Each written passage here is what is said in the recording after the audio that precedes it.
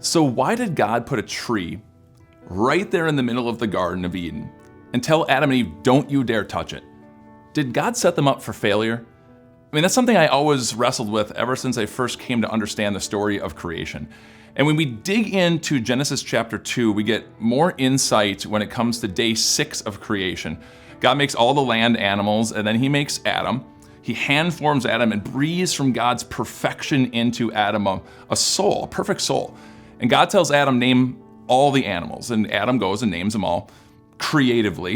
If it was up to me, I would be like, brown one, another brown one, smaller brown one, bigger brown one. But Adam names all of those animals and then gets mopey sad.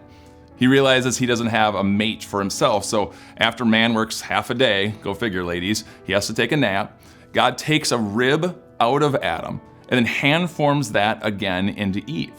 Breathes God's perfection into Eve, giving her a soul, and then gives Adam and Eve more commands.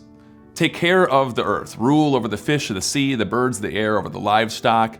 God gives them the command to populate the earth, and God gave them that other command. That tree in the middle of the garden, do not touch it or you will die. Now, did God set them up for failure? Now, as I count, there's 4 different commands that God gave them, and any one of them, they could have sinned. Adam could have said, no, I'm not going to name the animals, and that would have been the first sin. Or Adam could have said to God, no, I'm not going to rule over the fish of the sea, the birds of the air. I'll move to Florida, I'm going to retire early, everything's going to be good. That would have been the first sin. Adam could have sinned and gone, I prefer blondes. Can you make me, I have another rib, can you make me a blonde for a wife? Of course, we don't know Eve's hair color. But he could have said, no, I'm not going to populate the earth with Eve. That would have been the first sin. But we know the first sin is they ate from that forbidden fruit. Did God set them up for failure? And the answer to that is, well, no, God didn't.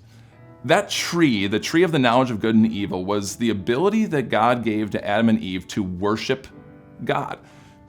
Not to get all nerdy on you, but the word worship comes from the Old English word worth-ship.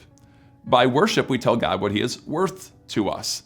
That Adam and Eve were to look at that tree and go, although it's good for food and pleasing to the eye, desirable for gaining wisdom, they were not to take some and eat it. And God, you are worth more to me than that fruit. But you know what they did?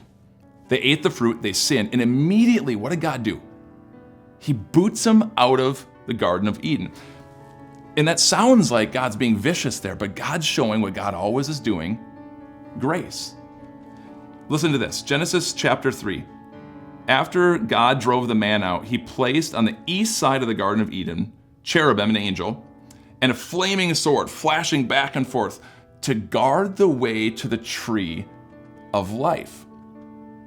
God never sets us up for failure. God sets us up to draw us to himself. And so when Adam and Eve sinned, you see grace here, that he pushes them away because he doesn't want them to eat from that tree of life. And why? The tree of life confirms you in the spiritual state that you're in. Adam and Eve, broken relationship with God. If they eat from that fruit of that tree, they'll be confirmed in a sinful state and never be able to be with God again. And so what God does is he boots them from the garden in order to draw them back to him. Do you know where the tree of life is now? If you flip to the back of the Bible now and you go to the book of Revelation, chapter 2, it says this, to him who overcomes, I will give the right to eat from the tree of life, which is in the paradise of God. The tree of life is now in heaven because God has worked to restore a relationship with him. By a tree, Adam and Eve broke that sinful perfection, or that sinfulness came into our lives. Perfection was gone. And through the tree of Jesus, him on the cross, we have been reconciled, restored in our relationship with God. And one day, to him who overcomes, to him who has faith as you do, God's going to give you the right to eat from that tree of life. Be joined with him. And why? God never, ever sets us up for failure. God sets us up to be in a relationship with him.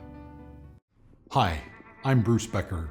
I serve on the leadership team here at Time of Grace and was recently asked to write a book on the subject of Satan, the devil. I've entitled it, Give Satan the Credit He is Due. It's time to take Satan seriously. I wrote this book because you and I have a very real and determined spiritual adversary who wants to rob us of our joy and cripple our faith. But as we begin to understand who he really is, his motivation, and the tactics he uses, we'll be better equipped to resist his attacks. In this book, you'll learn what it takes to overcome him. When you know Jesus is Savior, he empowers you to stand against Satan and dispel his lies with God's timeless truth.